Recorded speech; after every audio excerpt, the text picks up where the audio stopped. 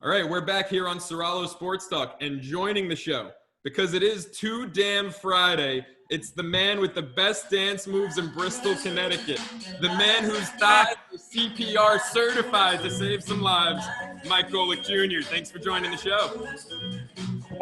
Quite a welcome here. I appreciate it, man. Get me right in the mood here early on a Friday. Get a lead into the show so I can roll in hot. You know, I got to get you ready for my show. I got to get you ready for your show later on today with Janae, 4 o'clock, ESPN Radio, also ESPN Plus. Can't miss it. You know, you guys are really killing it right there. It's been a lot of fun, man, and to get to lean into moments like that. Anyone who maybe doesn't recognize that song, every Friday we cut it loose. It's dancing around the studio, and I know our bosses probably love that on an audio medium, us going totally visual for that one, but you know what? It's been good. They've kind of let us play in the sandbox for a while and feel our way around here as we try and make a radio partnership really flourish from 2,000 miles apart, as she's in Los Angeles for her leg of the show and I'm out here in Bristol. Yeah, and you guys are killing it. You know, I had to rep my Bonnie shirt today for Devin Kane, who helped make this happen. Shout out Devin. And also Justin Craig. Has Justin said anything about the hip gyrations every Friday that take place on Janae and Golic Jr.?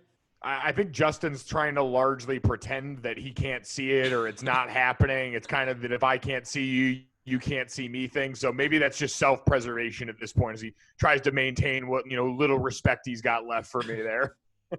And it's dwindling every week, it seems. Mike, I can't believe that you're actually up this early. I know it's 11 o'clock on the Eastern Seaboard, but late night for you. Some American athletic football. Not only do you have your radio show, you're calling games, college football games for ESPN. And that Tulsa-Tulane game for what was an absolute snooze fest in the first half, that game ended up being a blast. And you called it. You tweeted before the game, got some defensive studs here. And for that to end on a double overtime pick six, man, what was that game like from your vantage point? It was a lot all at once, and you mentioned it. You sort of got lulled into a false sense of security of what this game was because for Tulsa on their side, there had been a pretty strict game script for them all season long. This was their fourth double-digit comeback win in 6 games this season. They're never out of a ball game, and what's usually happened is, all right, they turn the ball over a bunch in the first quarter. They start to dig their way out. Zach Smith, their quarterback, Baylor transfer, ton of talent, is able to then throw for big yardage. Their starting quarterback goes down with an injury in Zach Smith. Their backup quarterback, Seth Boomer, comes in and goes down to injury. So now you're on your third-string quarterback. You end up down 14 points after the 3 quarters of this game, and they somehow find a way to claw their way back in. And you mentioned, for it to end, Zaven Collins is a name that a lot of people are going to start to get to know better and better. A 6'4", 260-pound off-ball linebacker who I think – it kind of in the mold of, say, a Ziggy Ansah from the NFL or even a Josh Allen where maybe less the specifics and more. He just hasn't been playing football in a spot that can develop him. He's from a super small town in Oklahoma, and now we're seeing all of this ability start to really be matched by production. I won't be surprised if he's a guy that leaves school after this season and starts getting some first-round consideration. And what for you? Because Collins had that 96, 98-yard pick six in overtime. What for you was the crazier play? That to end the game or the 37-yard touchdown pass to tie it as time expired in the fourth for Tulsa? Yeah, I think it's got to be the Hail Mary in that instance, just because, too, Tulane on the other side had a chance to set up before that and somehow managed to let Juan Carlos Santana, who'd been one of their better receivers, and that group get behind them in that instance in the end zone on the Hail Mary. We were fresh off what even wasn't a traditional Hail Mary in the Arizona Cardinals-Bills game the past weekend before they played on Thursday night. So everyone's aware of Hail Marys, and this is what happens inside of locker rooms, college or pro, is when there's a big moment like that in the game, coaches generally tend to use those things as teaching moments inside of a locker room about being prepared for situations. You go over that stuff on Friday and walkthroughs, and for a lot of people, it tends to be white noise. You go through the motions, you try and make sure you're going out there. It's half-speed jog through. But for all these coaches, it's a good reminder, hey, we've got to be ready for when this situation comes up, and I'm sure it's going to turn into a big-time teachable moment in the Tulane locker room on defense. But the execution from Tulsa down the stretch there, remarkable. Yeah, I mean, this Tulsa team's incredible. You know, they've done it, you said 4 double-digit comebacks this season. They've done it week in, week out this year, and that game, it had a lot to make up for after that first half, but I'd say it definitely did the job. Not the craziest game of the college football season, I think the biggest emotional roller coaster for you, safe to say 2 weeks ago, Notre Dame Clemson. It was a nightmare. I don't like who I become during Notre Dame games, man. And I told my parents, because I grew up a really, really big Notre Dame fan as a kid. And, dad obviously going there, mom going to St. Mary's right across the street. We had been swallowed in blue and gold since we were kids. And so that's the only team I'm a true fan of. I don't have a pro sports team that I really follow in any sport. It's just Notre Dame football.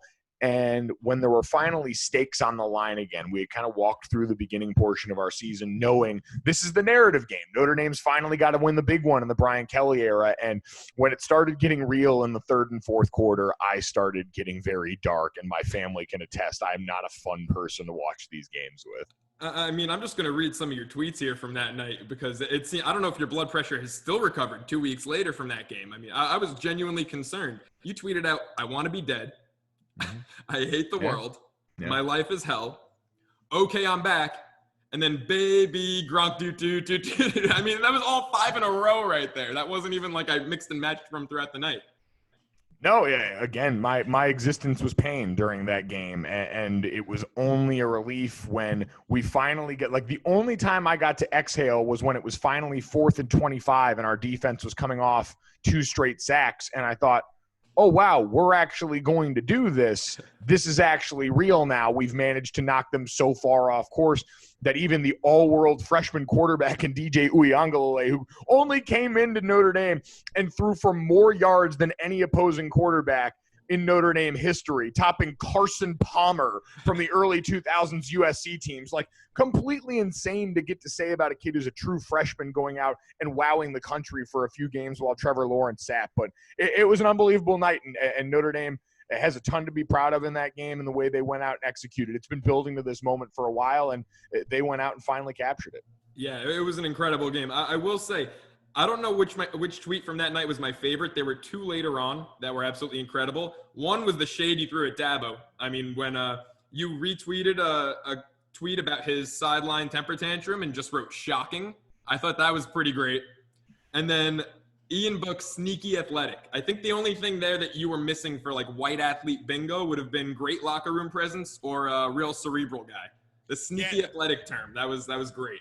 You appreciate that it's done with the full acknowledgement of what it's doing. We finally become meta enough with our white quarterback euphemisms here that I feel like the internet can go from looking at those and saying, oh man, we're really still doing this, to, all right, now we are all enlightened and understand that this is the joke you must make the minute a white quarterback takes off and runs. So absolutely, it was par for the course on both of those. And Dabo, for all the things that he does very well, like a lot of coaches, gets a little animated on the sideline at times.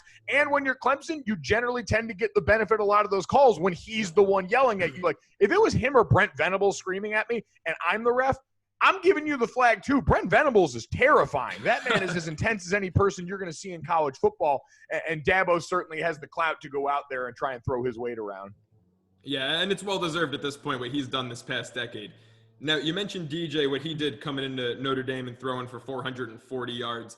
A lot of people after that game, the narrative kind of was out there, Clemson didn't have Trevor Lawrence, first pick in the draft this coming year. But after TJ set that record, does that kind of squash the narrative? Because it's not like Trevor was probably going to come in and throw for more than 440 yards. So where do you think Notre Dame stands against a full-strength Clemson offense? Yeah, I actually think the full strength is going to be more effective for Clemson on defense. I think they're missing 3 or 4 key starters on that side of the ball. And I was having that conversation with my dad earlier in the day today, actually, about the Notre Dame-Clemson game, because he's on the call for Clemson and Florida State this weekend as Trevor Lawrence is going to be back in that lineup. And the difference that he saw and the difference that I saw is in key situations. DJ is talented enough to go out there and amass a ton of yards because he can throw the ball probably harder than Trevor Lawrence already at this point. He's powerful. He's decisive. But it's the situational awareness that Trevor Lawrence has grown so much in the last few years. He came in similarly, uber talented, and just raw and having to work through all that and getting by on all that. And this year I said it was the Neo Matrix year where he started seeing football in zeros and ones. And now it's Joe Burrow 2019 accuracy with gifts that Joe Burrow could never imagine physically.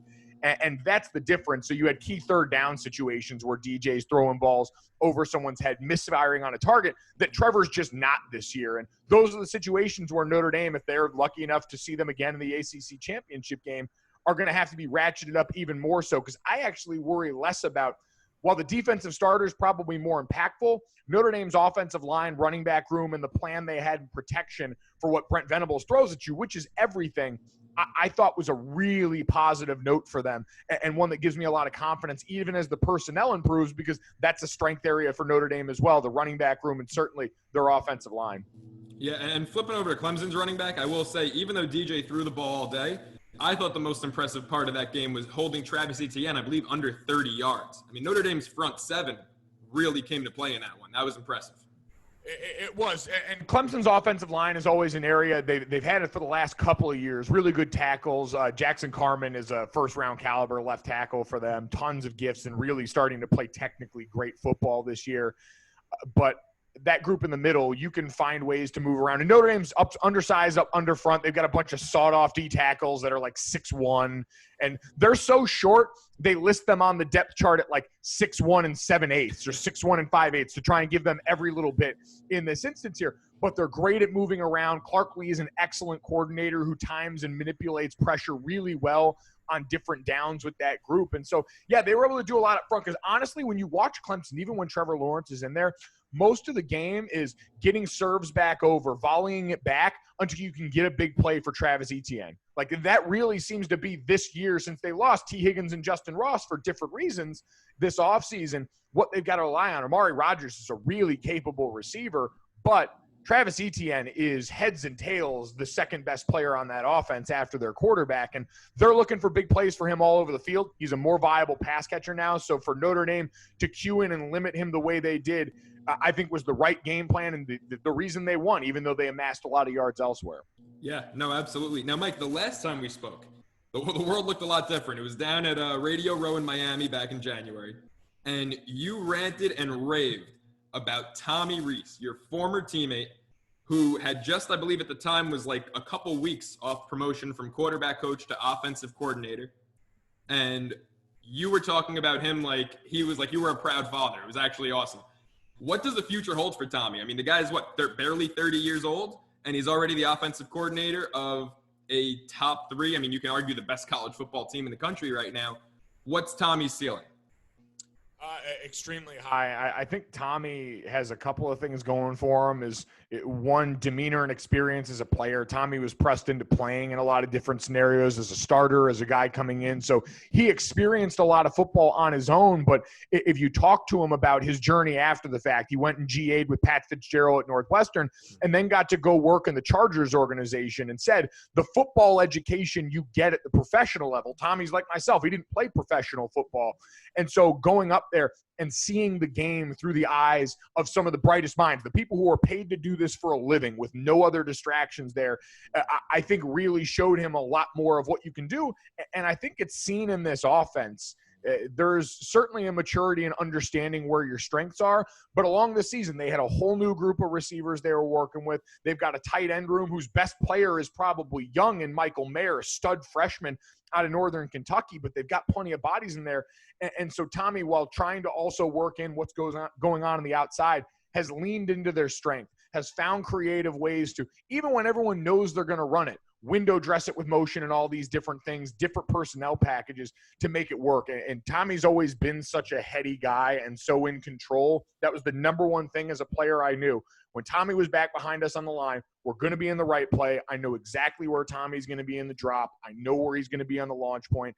And I think now as a coordinator, he's been that way. For him to be able to show up and go toe-to-toe with Brent Venables on that stage, I thought was a really cool moment for him. And sky's the limit. Whatever Tommy wants in the world of coaching, I have a feeling he's going to have the opportunity for it because he's earned it. Yeah, he's amazing. You know, watching that game reminded me a lot of, and watching Ian Book and the progress he's made this season reminds me a lot of Joe Brady, who of course is now working with Matt Rule and the Carolina Panthers. You know, Brady was a young kid. Not a lot of people knew about him. I think way more people know about Tommy because of his playing days. And then what Brady did last year with that LSU offense and the historic season they had got him an NFL gig by the age of like 28, 29. Proximity to the quarterback never hurts you in these situations. And I think when you talk to Ian Book and you hear from him, the relationship and the trust that he has in Tommy Rees because of the time they've spent together, because quite frankly, Tommy's 28 years old, 29 years old at this point, and not too far from him age-wise as a peer, but especially in the last couple of weeks on these big stages, not only playing Clemson, but playing Boston College after. Jeff Hafley has got that team playing the kind of football you need to play as someone who's going to come in talent-wise as an underdog. And they showed that in the Notre Dame game. But for them to have the maturity and for it to come from a veteran quarterback who's played better than I've ever seen him in the last 2 games. And that's something, if it keeps up, Notre Dame's had the talent elsewhere for a while to be a contender on the biggest stages. If Ian can keep playing football at this level that he's been helped coach to and that he's gone out and earned through a lot of reps and a lot of time in an Irish uniform, they really have a chance to do something. How much did that BC game scare you, by the way? A lot of emotion. It was the red bandana game. You know, it's always I believe the only 2 Catholic schools in D1A college football. Does that game ever worry you as a trap? I think it's less a trap and more just you always know it's going to look exactly like it did there for a while at least. And that was the curious difference I was able to see. Them and Pitt are always kind of games where it's less a trap and more just an understanding through familiarity. You see these so long. These are rivalry games in their own ways for Notre Dame. And so when you've got that familiarity, and again, I can't say enough good things about Jeff Hafley and that Boston College program, the way he's got them playing right now, what he brought with him over from Ohio State as far as scheme on defense and maximizing what they've got. There was part of me that I don't think it was worried. It was more, and this is the old cliche, but it's more about us, right? It's how is Notre Dame going to mentally respond in this situation? And there was enough for a coaching staff to correct on a bye week. There were some sloppy mistakes with ball carrying and ball handling there. You put the ball on the mat way too much. At the end of the day, they were able to go out, especially offensively, and execute at a really high level, coming off of one of the most emotional wins you could argue in Brian Kelly's tenure in South Bend. Yeah, and you know what? They got the job done. It wasn't pretty at all times, but they pulled away with enough time left on the clock. And this Notre Dame team, I can't wait to see. I think regardless of what happens in that ACC championship game, Notre Dame has earned a spot in the playoff, and I can't wait to see him on that stage again. It's going to be exciting, and I think that's going to be the biggest topic of conversation as we get the first round of rankings coming out next week from the College Football Playoff Committee. It is going to be going along here. Do Notre Dame and Clemson put themselves in a position where you have 2 representatives from the ACC? I think right now, I know percentage-wise, the Big Ten actually has the best chance the way that Wisconsin's been playing, and certainly Ohio State, the presumed favorite. But I think you look at Notre Dame and Clemson in the ACC have a great shot at that. I think Florida, if they can go to the SEC championship game and make things interesting versus an Alabama team that's sitting at number 1 right now, there's a lot of those factors at play. And then, you get to the Cincinnatis and BYUs of the world that would like to see someone falter enough to give them a shot. It makes for a really interesting stretch run here. Yeah, it'll be fun down the stretch. I'm definitely pleasantly surprised with how the season's gone. I had a lot of doubt coming into it that we were even going to get to a college football playoff. And, some teams, it hasn't really gone their way with COVID, but for the most part, it's been a success. It's been a lot of fun. It is, and we've certainly got the toughest parts ahead of us. Back-to-back weeks with 15 games postponed or canceled at this point, and so college football and everyone involved, it's going to be interesting now. There's so many of the things that happen on a college campus, as you well know. We had Halloween weekend where there was a huge uptick in cases, and the following week and change after that. But now we're getting ready. Schools like Notre Dame, who around Thanksgiving break, they started the semester earlier so that there'd be a longer winter break. Students are going to go home here soon, which means you're going to get back on some of these college campuses to more of a bubble environment for the players. You're going to have to deal with less of the parts of college life that always made trying to do this in a pandemic difficult there. And maybe in a weird way, it actually gives some of these teams a better shot at finishing the season strong once the students on campus go home and you can stop trying to pretend that college athletes are there to go to class like everybody else. I love the honesty. It's much needed. Now, Mike, another thing COVID got in the way of this year. The Bachelor franchise was trying something new called Bachelor Live on Stage. And correct me if I'm wrong, but weren't you supposed to partake in that? I was, yeah. Their traveling road show was supposed to come to Uncasville, Connecticut to head to the casino down that way. And I was supposed to go and meet. I never heard the number exactly. I never got to see names or a number of the women that would have been involved. But I was going to be the Bachelor. We had taken the promo pictures, and I was scared out of my mind. So I'm somewhat relieved that we have got to dodge that one somehow. So I'm not going to lie. That's something that a lot of people might not know you and I have in common, is that I actually wasn't chosen, but received a callback for the Rochester edition of Bachelor Live on Stage. I was still a senior at St. Bonaventure. And then by the time they called me back, I had actually started seeing someone and declined. And so I don't know how many other guys they called. I think it was either 3 or 5. And they went ahead with one of the other options, but that got canceled anyway with COVID. But Bachelor Live on Stage, the second I saw that, I was like, you know what? I'm going to throw my name in there and see what happens. I don't know about you. I was just terrified of trying to remember everyone's names. I was praying there was going to be name tags or something because I'm still so traumatized. And I empathize with this so much because it would have been me. The old highlight of Jesse Palmer is now a colleague of mine getting the name wrong at the rose ceremony when he was on the show. And I was like, that would be me on stage here, as I would call someone the wrong name or say the wrong thing and they would feel bad and I would be apologizing. Like, I'm not good at dating one woman at a time, let alone trying to date 10 in front of an audience. So it was a situation that was going to be fun. I mean, would have been great contact. Like, I think half of ESPN radio was going to be in the audience and my mom. So Amazing. It would have been every bit of the theater that we hope for and get on the show every week. Absolutely incredible.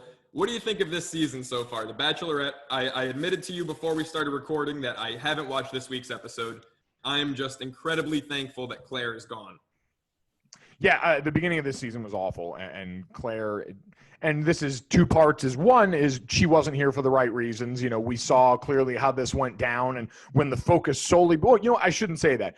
She came here to play the game to win, and she comes into this one. We know she was supposed to be one of the older, more mature bachelorettes that we had. And she came in and immediately found the one guy that she liked somehow after like 2 hours. And she sat on the couch with Chris Harrison and said that we didn't have contact before and break any of the rules. But it just made it for such unwatchable TV because the fun of The Bachelor and Bachelorette for the contestants is finding love. The fun of it for us is all of the ridiculous BS that goes along with it. And so we weren't getting group dates. We weren't getting 2-on-1s. We didn't get to develop serious villains. It was just everyone hating Claire and Dale for only being there for each other. And so I'm happy they found love. I hope their life is great together. But my God, Tayshia has taken to this so naturally. And I don't know if it was the way they edited at the beginning of the season or just everyone all of a sudden feeling like they're a part of this. But the air in the room got so much lighter when she walked in. She's such a natural for this, handles it so well. And now we're getting to know the guys in the house. We've had 30 faces in here that have all looked like one for the longest time, and now we actually get to differentiate a bit. That is true. I think that's the best assessment I've heard. It was pretty much Dale, and then everyone else was like, what's that guy's name? Has he been on camera yet? I will say, as far as Tayshia, the one thing I'm disappointed about is that if I had known from the start Tayshia was going to be the Bachelorette for the entire season, I absolutely would have applied. And now seeing her come in, I'm like, well, I'm just shit out of luck because Tayshia, like, out of 10 to me, if there is a 10, Tayshia's about a 17. I am the biggest Tayshia stan you will ever meet. And so that was disappointing for me that it was, like, not announced before the season. Yeah, I enjoyed all of the guys on the show trying to do the thing, with the exception of one and Jason, who obviously, you know, was a little more conflicted. The shout out to my former offensive lineman brethren on there trying to rep for the brand. But I enjoyed everyone else trying to act like, you know, it's hard to just turn over these feelings from Claire, but I'm going to make it work. Like, Tayshia walked into the room and y'all went, oh yeah, bet. Absolutely, we can make this happen. And like for her, like, it could not have worked out better for the show. Likability-wise, I would say outside of JoJo and Rachel Lindsay, I don't know if there's been a more likable Bachelorette in recent memory of someone who just comes in and just understands and is great at the role, is personable, is great at talking with all these guys, plays along with everything. You haven't had any of the worries that I had going into, like, Hannah Brown's season, who definitely outdid my expectations, but going into it, I had a lot of reservations about. From what we've seen from Tayshia before on Paradise and everything else, she was built for this. She's ready and it's showing. Yeah, she's amazing. What did you think of the curveball, going back to last week's episode, of the 4 new men? What was your take on that? I love it. And so often, and I understand, in a very human moment, if I was one of those guys in the house that felt like they had a head start, I would be kind of bummed out about it too. And especially for Spencer coming in here, which one of you guys scared off Claire, all that stuff. Yes. Spencer, by the way, we need to get rid of Ed because Spencer is tailor-made to be one of the villains on this show. There's a 2-on-1 date coming later in this thing. It's going to involve Spencer. I can't wait. He looks like another Hemsworth brother. Really great eyes. But he's built to be the villain, and they all clearly hate him because he's an outsider. Like, these guys all forget this is a game.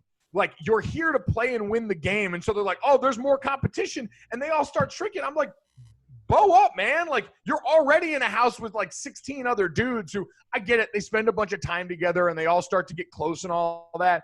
But man, like, we don't got to treat it that seriously. I always enjoy the reaction of the guys in the house in that moment, but I thought that was the right thing to do. Tayshia deserves a full crop and a full allotment to choose from in this. Now, how long a lot of them stick around remains to be seen, because you'd imagine she's also had some more familiarity, even by a couple of hours, with the guys already in the house. So it was a great moment, great TV. Job well done by the producers yet again. And what about that Noah guy? Was he the guy with the mustache? When he walked out of the limo, I was like, what the hell is he doing? Like, he looks like he just got off the college rugby pitch. I mean, like, when he walked in, I was like, this guy's out of place. Noah's got one trick. He's young, and that's the difference in this season now, as we've talked so much about age. But Noah's 25, and he did the right thing. We see this all the time in the limos. You try and come out and throw your haymaker early and get noticed. You wear a shark suit. You come out of a plane or something like that.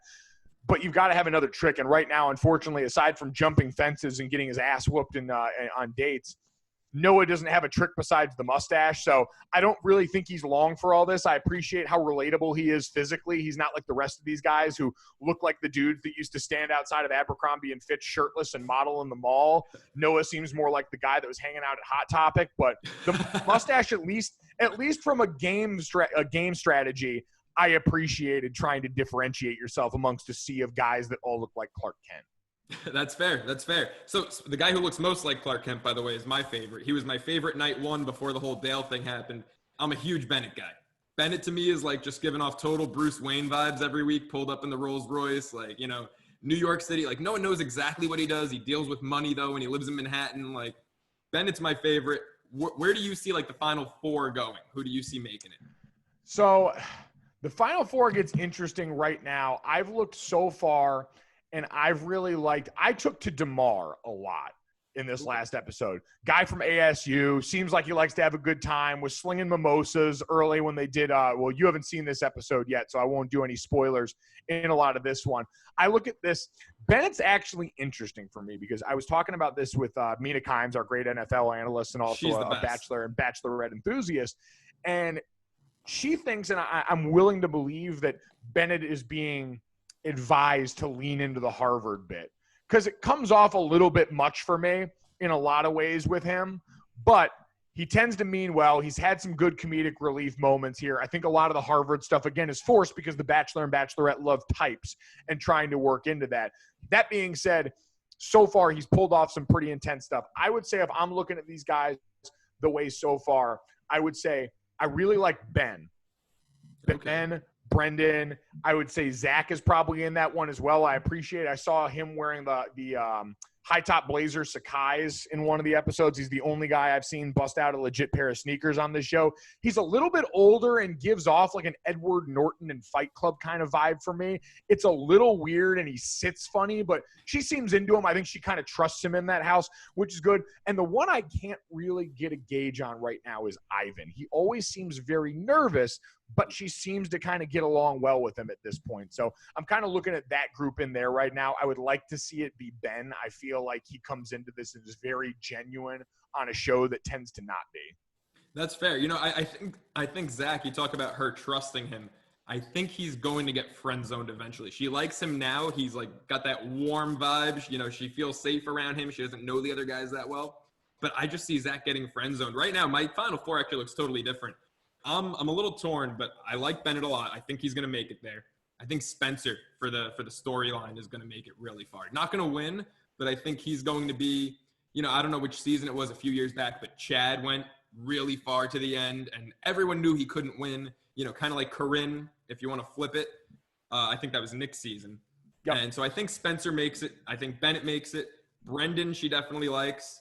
And if any of these guys have been eliminated, by the way, this week, let me know. I love Riley, the attorney from Long Island City. I think he's got a chance to go really far in this too. Yeah, no, I think all those guys still in play at this point. Last I checked, it's still the name round robin, like you mentioned. But yeah, Riley's another one. Strong contender in a lot of this one. Clearly hits arm day. You're going to see in the next episode when you watch it, leg days have been in short supply for a lot of the guys around here, including one in particular who you are going to walk out of the next episode you watch hating one person and one person only. Now I'm going to watch as soon as we're done talking. Now that's you can't be skipping leg day either. That's atrocious. Mike, I do want to, before we wrap this segment up though, I want to get to Thanksgiving. Everyone's favorite holiday who's not into the whole gift thing on Christmas, because it's all about football, family, and food, the three best things in life. And I want to, if you have the time, do a little fantasy draft of the best Thanksgiving dishes. I'll even give you first pick. Ooh, first pick in this one. All right. So I don't know if you want to start white meat, dark meat first round, or if you want to jump right into the sides, because let's be honest, the sides are everyone's favorite. Yeah, but I think if you're going to build a franchise, you got to build it on a foundation. And I understand what the obvious pick looks like here, but honestly, if I'm going to the Thanksgiving table and I'm building out in order, I'm going ham with the first pick. Oh. I know. Yeah, no, I know ham is very divisive too, but I'm sorry, turkey comes to the party and it's usually a dry addition to it. It relies so much on its teammates in this instance that I want someone that's going to be able to stand in front of the locker room on its own a little bit more. And a honey-baked ham has been a staple of the Golic Thanksgiving for a while. It joins the turkey in all of this, but in my mind is the clear front runner. It's the better leftover, and it can stand on its own 2 feet a little more than turkey. That just blindsided me. I mean, the Golics obviously do Thanksgiving right because we save the ham for Christmas. We don't do the ham at Thanksgiving. Oh yeah, we know we're a 2-meat Thanksgiving. Oh, that's amazing. I was thinking white meat, dark meat. I'm really astonished right now. So I'm gonna have to go dark meat. To me, you can keep the white meat. Plus, if I draft white meat and I don't draft cranberry sauce with it, then the white meat is useless. It's like having a great quarterback and no left tackle. You just can't do it. So I'm gonna go dark meat with my first pick of this 5-round draft, and then I'm gonna hand it back to you for your sides. I was going to say, so we go for the sides now in this one, and this becomes really interesting because it's what you want in your team. Each side kind of plays a different role in that. But again, I believe that you win with stars in this league, and so I'm going to go ahead and pick stuffing for my first round draft pick on the side right here. Again, it's another one that a bit boom or bust at times if you're scouting it out here, because if you've had bad soggy stuffing before, it can really bottom out here and tank your team. But I'm trusting the upside of this pick. I want to build for the long term here. I'm not making a pick for right now. I think this can be a great team for the next 5 to 10 years, and I think stuffing's high upside is really a big part of that. Now, is that a sausage stuffing or is that a bread stuffing? Like what kind of stuffing is this that we're talking about? I would prefer a sausage stuffing. I always like a little bit of added meat into my equation here. But listen, I've had all varieties here. And again, I think on their best day, they add a flavor profile to the plate that very few other things can stack up with. Yeah, I was going to go with the sausage stuffing with my first side pick. I have a 91-year-old aunt who still makes every year the turkey and the sausage stuffing and knocks it out of the park. So thanks for stealing that from me. But I'm going to go with the mashed sweet potatoes with the toasted marshmallows on top because it's just so versatile. You've got the hardiness of the sweet potatoes plus the sweetness and the crunch on top that the marshmallow provides. And it's just, it's like Buddha Baker. It does a little bit of everything out there for you. So I got to go with that as my first side dish. All right, that's fair enough here. Now, would you consider that a dessert or a side dish? Because to me, that sounds like a sweet potato casserole in a way I'm accustomed to eating for dessert, which I respect, by the way. Okay, I'm not judging for you. us, I'm saving dessert for the 5th and final round. For us, that is always out there with dinner. Wow. All right, interesting. I appreciate the way that you guys do business then.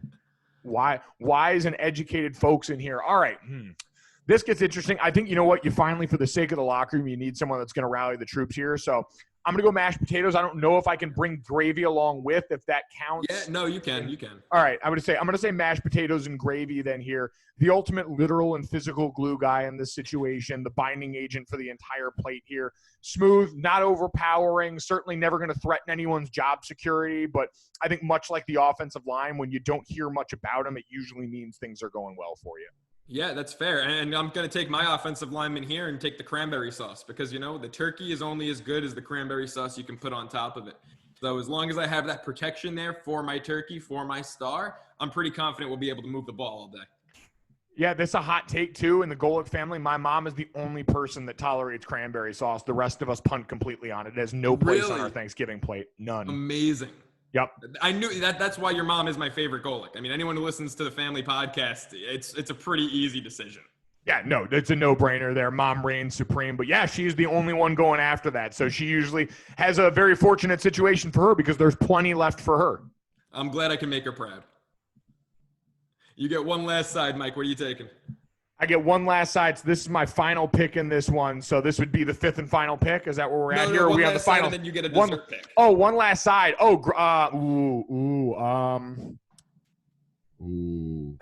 I'm gonna go green bean casserole on this one. One that really I took to a lot later in life. I was, at times a child and had a child's palate, but when I became a man and understood the green bean casserole was not just the sum of its parts, but I think a better mixture, and the onion crumblies on top really started to make a presence in my life. No brainer, green bean casserole. I'm going to bring out one that I saved for last because I didn't think you would take it. And maybe it's just because I've got the 100% Italian thing going. But with every meat dish for every holiday, we have a pasta dish as well. And I got to break out mom's lasagna. I know it's, people could argue it's maybe the main course, but in our family, it's a side dish. There's always a pasta to complement a meat at Christmas, Easter, Thanksgiving. And mama's lasagna has to be on the plate right next to my turkey. So that's going to be my sleeper in this draft. That's a hell of a sleeper. You just found Tom Brady in the sixth. Congratulations. Yeah, absolutely. Mike, you get the pick for dessert. What are you going with? Pumpkin pie. Next question. Traditional. Yeah, no, I was just sitting here waiting. I am not a guy that dabbles in a lot of pies per se, but when it gets to Thanksgiving, my Mel Kiper Jr. comes out and I sit there and we'll put down usually an entire pie by myself. We usually bring multiple because everyone kind of goes off on this part. Yeah, we usually have about one pie for every two people at the table. And pumpkin pie, had an experience 2 years ago. A cousin of mine offered me $500 to eat one in 75 seconds.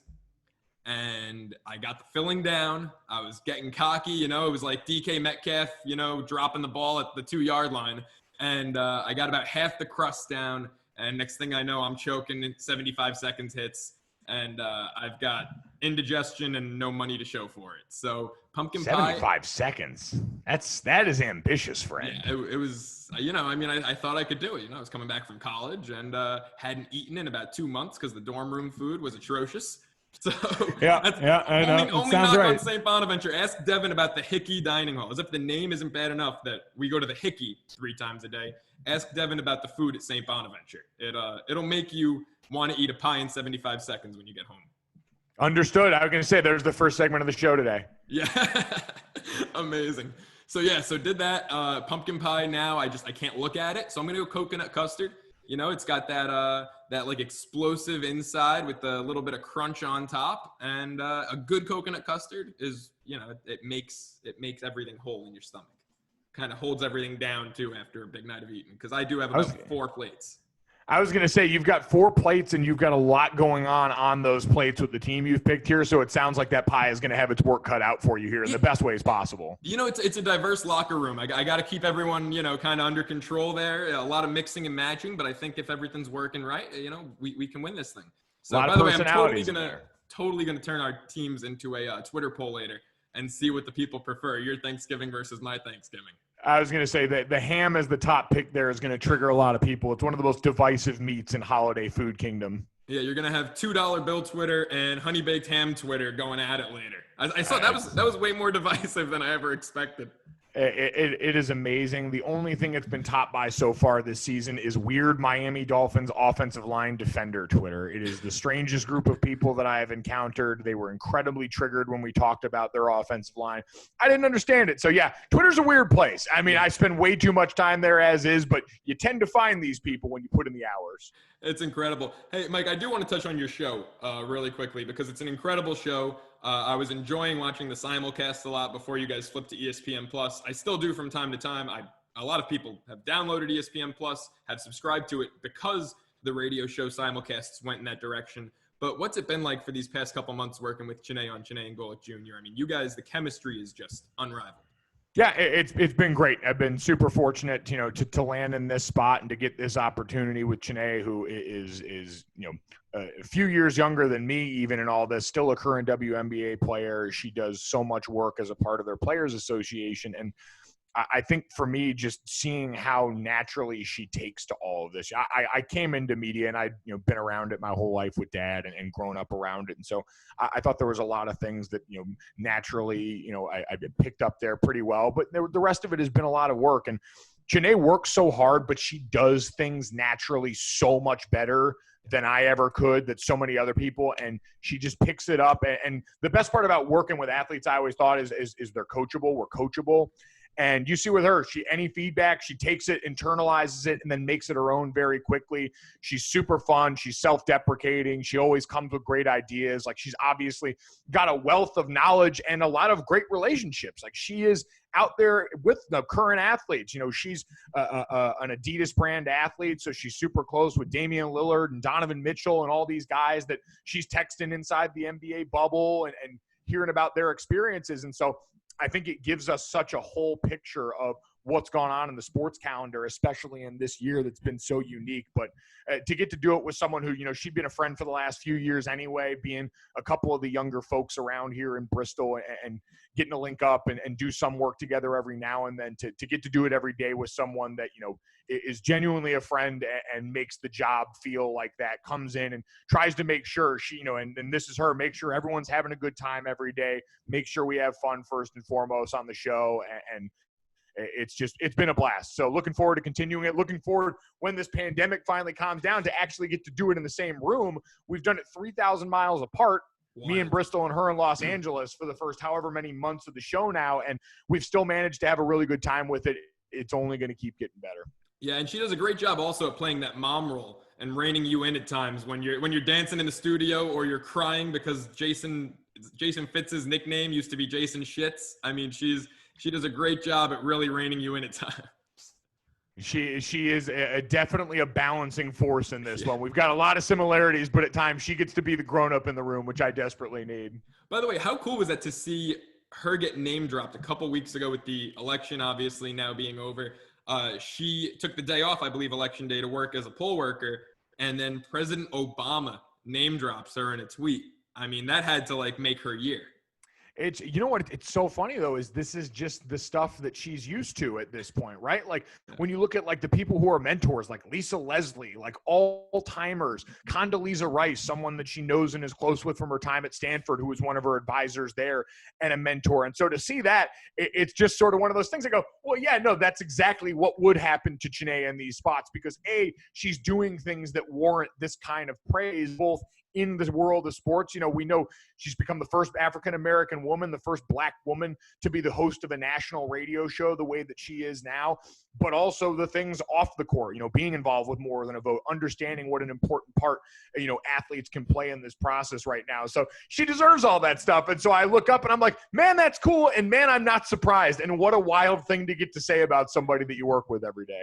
It's awesome. Mike, you're awesome. Thanks so much for joining the show, man. Hope you don't have to save too many lives this weekend with those thighs. All right, man? I appreciate your time. I'm going to try and keep these gams in check as best I can. As always, Mike Golic Jr., one of the best voices out there. Thanks so much for joining the show, man. Thanks, man.